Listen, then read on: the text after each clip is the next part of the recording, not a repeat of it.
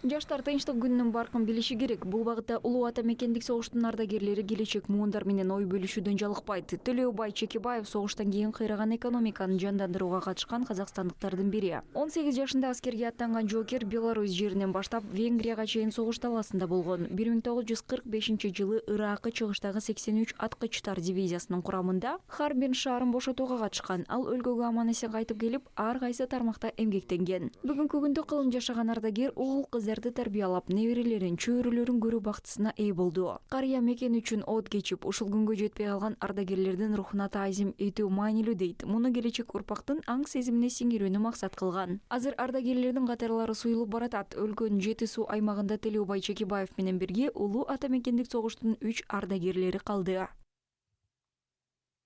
Отарымызда аман болсын. Мекенибиз тынч болсун, элибиз тынч болсун, мындан ары жамандык болбосун. Алла тынччылыгын берсин. Болмасын. Алла рахымчылык жасасын.